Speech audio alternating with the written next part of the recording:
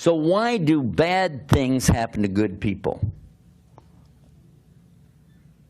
And you say, well, how's that the beauty of Islam? The beauty of Islam is that it totally and completely explains to the point that you can become happy, not only with the understanding, but with whatever comes.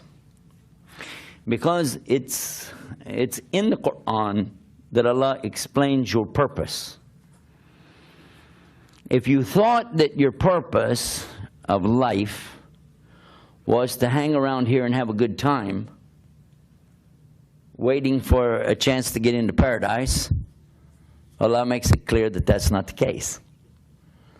As a matter of fact, in chapter 29 of the Quran, the very beginning of it, Allah makes it very clear that if you come to this correct belief that there really is only one God, and the worship is really on for Him, then at that stage, you're going to be put into some really big testing. Because as he says, Bismillahir Rahmanir Rahim, Alif Lam Mim, Ahasib an-nas an yudriku an yaqulu amana. Do the human beings think they're going to be left alone just because they say, we believe? And that they won't be put into a big fitna, as the ones before them were put into this big fitna, to show who are the truthful and who are the liars. Huh? So you said, I believe. Okay, get ready. Because you now understand that it has to happen, because this is a way for you to know if you really do believe. I know it happened to me personally, exactly like that. I came in, and a brother, Muslim brother, came to our home right after I did Shahadah. And he said, I want to sit with your family, I want to talk to you guys and tell you what's going on. Because all of us had come to Islam at one time. Alhamdulillah. He said, but I want to explain to you. Some big testing is going to come to you. And he said, we've already been tested. We understand. We know everything. He said, you don't really understand. I said, we've been through a lot. You don't understand what it took for us to get to this point. And we had had some business difficulties. We had lost, some material things along the way, and was really thought we knew what he was talking about. Testing. Little did we know. We had no clue what was going to come next. It became unbelievable, the things that kept happening and happening and happening between July, which is when we did Shahadah, and January of the next year. What is that, 6 months? Is that 6 months? What could happen in 6 months? Well, I'll tell you how bad it was. From a guy that used to have, membership in these major golf courses. I lived on a golf course, walk out my back door. I was on the 14th hole of the Masters in the country club I belonged to in Dallas. Had my own planes, okay? Homes with swimming pools. You get what it's like, right? Nice. Huh? 6 months later, I have an old school bus. That's all that's left out of all the inventory of all the vehicles I had. An old school bus. And it caught on fire. And it was about to blow up with 40 gallons of gas in it. I pulled out the fire extinguisher and was going to try to put it out. And when I pushed the button, it went, it was defective. I didn't know what I was going to do. I got a tow truck. I got it out. I threw a blanket over it. Got a tow truck. Took it out to a junkyard. I was thinking, what happened? How could I be in such a shape, Left the truck there and at this junkyard, 10 miles off of the main drag, the main road. And I asked the guy there to give me a ride back out to the road, Just give me a ride out to the road and I'll try to catch a truck or something and go back because, got to get home, which was many miles away. Actually, I was in Oklahoma and I had to go back to Texas. He said, that's not included in the tow. I said, well, how much is it? He said, I don't feel like it. Just go out there and somebody will give you a ride. I said, go where? It's an old dirt road. He says, there it is. So I stood on the side of that dirt road, and I was really thinking, what have I done wrong to be in this condition? A car went by. It was a lady in it. I didn't want to ride in there, you know, even think about that. Then another car came by, nothing. Then a small pickup, you know, a real small pickup came, had 2 guys already in it. The guy said, where are you going? I told him, up to the freeway, 10 miles. He said, okay, get in the back. There was no room to get in the front, get in the back. I said, there's got a lot of stuff. He said, just sit on the stuff, it doesn't matter. Bags, you know, I got back in there, these big bags. I said, what's that smell? There's these bags, they smell really bad, you know. So I started driving, you know, and it was freezing cold. It started hailing, you know, little pieces of ice hitting me. So I have to crouch down like this to get away from the ice, but it puts my nose right by these bags. What do you think was in the bag? Fertilizer. Really good fertilizer. It comes from khanzir. Pig poop. Now here's yours truly, right? I'm used to wearing Hart, Shafter, and Mark suits. And I'm here hugging a bag of, yeah. I'm thinking, what is this? It was so cold. My eyebrows got ice in my eyebrows, you know. And when we finally got up to the road, I said, do you mind to take me just to the other side? Because I need to go. He said, no, we're going this way. Otherwise, Americans are really nice. I got out, you think. I got out, they took off. And as I was walking under the bridge, I was thinking, Islam is the truth. Islam is correct. I can't find any flaw in it. I really spent 6 months really looking hard at a lot of the subjects that Islam teaches. It's absolutely true. There's no doubt. So what is wrong? What is wrong with me? What did I do? I had everything before I come to Islam. I get nothing. What is that all about? Is God mad at me? Maybe that's just it. I found the right way, but He's mad at me. Alhamdulillah, that wasn't true. Because you and I know if Allah is mad at somebody, they got a serious problem, not compared to that. Well, subhanAllah, I said, well, that's wrong. I shouldn't think like that. I went up the embankment, up to the main part of the freeway, tried to catch a ride. A big truck's going by. Pew, pew. And it was getting cold again, and I was thinking, how? All of a sudden, a red car came over the top of the hill. Like Lamborghini, you know what's a Lamborghini? A real cool sports car comes over the top and goes, I said, wow. Because, you know, back in the day, hey, that was yours truly. Here he goes over the hill, shoo, and he stopped, and he started backing up. Now I'm thinking, why is he back? Who is this guy? He's going to back up. He don't want to pick this. I look terrible. And this guy's going to back up. He's probably going to run over me. Probably, you know. Or maybe something we used to do when we were kids, you know, you back up to somebody and they come running, try to get done. You know, say, you tired of walking? Yeah, run a while.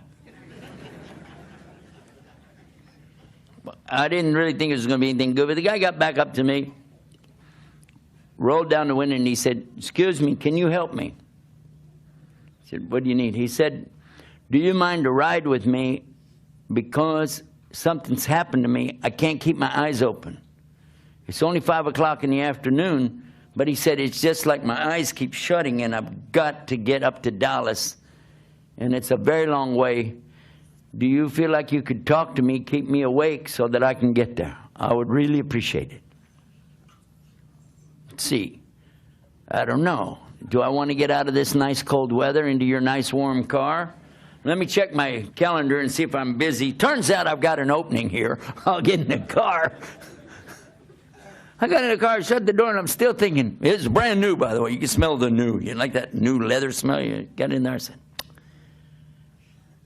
now what? What's Allah doing to me here? We start going along, and the guy says, please talk to me. I really am falling asleep. Start telling me anything. I said, about what? He said, well, let's start with how you wound up on the side of the road and why you smell like that. I said, there you go. Let's do that. Let me take you back here. You want to talk? I'll talk. I'll tell you everything I know. I guess we could teach the CIA how to get stuff out of people. Now just put them in the back of a pickup with a bunch of pig fertilizer, and they'll tell you anything. But I went along with him, and I began explaining the events that led up to me being standing there, which started out about a year back when my father wanted to do business with a Muslim. And how I tried to convert the Muslim to become a Christian. How a Catholic priest got involved in the story. And before you know it, the Catholic priest accepted Islam. My wife and I accepted Islam. Then later my father accepting Islam. But then other things started happening. Our business down by Mexico went bad, and somebody ripped off all our stuff, stole our things. I had a brand new Suburban. It disappeared with the paperwork in it, and I couldn't trace it because I hadn't filed it yet. It was totally a strange thing. Many things I'm telling him this story as we're going along, telling him what happened. He's going, wow, wow, whoa, wow. Then we came up to a junction in the road, and this road that comes into Texas from Oklahoma splits, and one part goes to Fort Worth, Texas, the other part goes to Dallas. I need to go to Fort Worth, he needs to go to Dallas. There's a truck stop, I'll get out there. He said, do you mind, really, he said, I just want to hear the end of this story. Do you mind if I just go ahead and take you to Fort Worth so I can hear the rest of it? Again, I have to check my schedule, but it turns out there's this opening and we can go. And I'm still thinking, what, is this real? And as we're going along and I tell him the rest of the story, and he's going, man. And all that because you came to Islam. I said, well, I don't know what else to say. He said, that is beautiful. I said, excuse me? What part of the story did I miss while I was telling it? He said, because, he said, you know what? He said, I'm a Reformed Church of Latter-day Saints, Mormon. And he said, and really, I'm fed up with my religion. And what you told me about Islam, it sounds amazing. So all he really heard me talking about was the Tawheed, was the answers to the questions that Allah gives you. Is when you come to Islam, the answers are there. But the incidentals that take place in your life, well, those are things that happen in your life. So what? Well, the main thing is, you know there's Allah. And you know everything comes from Allah. It's all going back to Allah. And you've got the real hard evidence there really is God. And that's one of the beauties of Islam. Your heart is in peace because you know it's all from Allah. He said, so all of this is from Allah. I said, well, yeah. He said, that's beautiful. How can I know more about this religion? Well, I said, you know, there's some guys I'm staying with right now. I didn't even have a house anymore. Didn't have any clothes anymore. And so I told him, we're staying at this house. Come on, let's go over here. And we got there, and the brothers weren't back yet. They were at the masjid, but they'd left food cooking. So the food was all on the stove, and when we went in, served him up the food. We sat there, enjoyed a meal together. He said, well, I really have to go. Do you have any pamphlets or anything about this religion? I said, I don't really know what to tell you. But I saw some things laying there from WAMI. You heard of the Nadwat al-Alamin al-Shabab al-Islamiyya. Well, that's my first exposure to those kind of pamphlets. So I gave him some of those. And he said, you know, I'm going to really look into this because this really sounds like something for me. And I sure do thank you. I really appreciate it. And by the way, he was at least 60 miles out of the way from where he needed to be. But he brought me right to the house. And there was a meal waiting for me. A meal, hot meal, waiting for me. Now, I didn't know that was going to happen, did I? A few hours before, I was standing out in the snow, in the ice. Huh? And now here I am in a nice warm house, got food to eat. And what a lovely ride I had. And maybe he made Shahadah, I don't know. But if he did, maybe Allah will even count that as me giving effort to somebody to get to Islam. Now, in this story I just told you, did you see any beauty there? Huh? Or did you just hear, oh, this guy had a hard day, and it was really a lot of problems, and blah, blah, blah? What if I had not been there? What if I had not been there? And the man fell asleep and had an accident and died and never got to Islam. What if? Now, that's not the qadr of Allah. This is the way Allah wanted it to happen. It happened according to His plan. I'm just showing you, though, if you change anything in Allah's plan, weird things would happen. Allah knows what's best. And if you said, well, somebody died, how could it get worse than that? Worse? They could have lived. Because maybe they died on the fitrah. Maybe they died as a Muslim. Or maybe they died, and because of their death, other people will get to Islam. Or at least other people won't leave Islam. You don't know, and I don't know. It's up to Him. Isn't it? The non-believer is the one that has the problem. Muslims really don't have that problem. You get upset. You know, my dad died, and he did die. But you know what? Because I was Muslim, I understood it.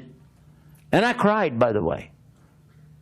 But it wasn't like the kind of crying that would have been when I was not Muslim. You know, oh, why my father? Oh, why this happened to me? No. It was crying like this. I was crying out of happiness that at least he became Muslim before he died. Crying out of happiness because I know, although I'll miss him for a while, we can be reunited in Jannah together. And crying also because I know that this is qadr of Allah, and all of us, we're going to come to this sometime. And by the way, the Prophet ﷺ, Prophet Muhammad, peace be upon him, when his son died and he was holding him, he cried. They said, even you are crying? And he said, all of us, we have our moment of this. We have feelings, we're humans. So yes, you can cry. Everything that you want to know about your life in general, or your life in particular, is in Islam. Do you like to know how you're created and what's going to be your ultimate end in this earth? Do you want to know? It's easy. Allah said in the Quran, the very first words He told you, Bismillah. Bismillah ar-Rahman ar-Rahim. Iqra bismi rabbika alladhi khalaq. خلق الإنسان من علق. Here Allah is saying, and these are the first words revealed, recite in the name of your Lord, the one who is the creator, created the human beings from an alaqa. An alaqa is what?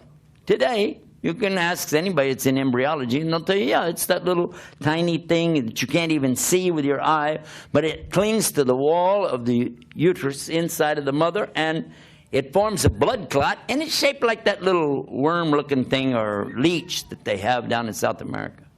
And by the way, all three of those things are alaq, alaq, alaq. And Allah described it before people had microscopes, before people even knew that human beings didn't start out as little teeny people that just grew up big inside of their mother. And Allah described all the trimesters. Allah described all of the shapes, being in shape and out of shape, like a chewed lump. All of the things that Allah speaks about of you being created are in the Quran. And then your final outcome, where you'll be.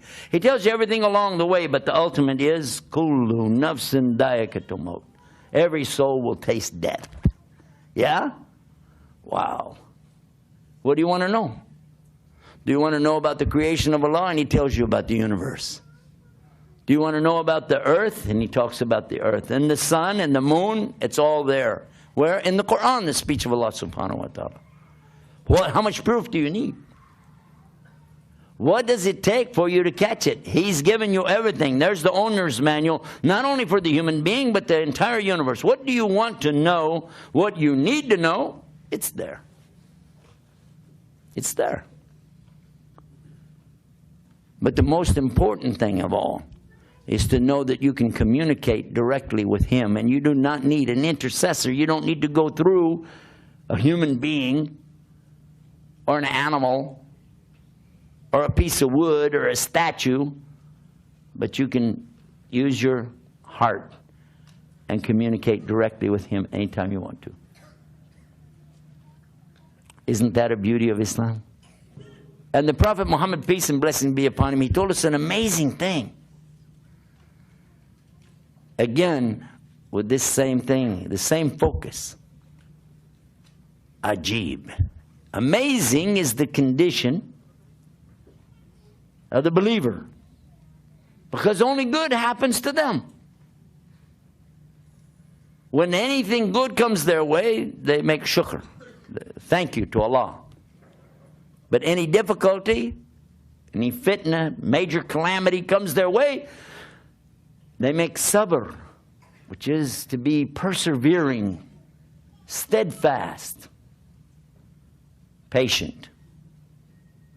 And it's all good for them, he said.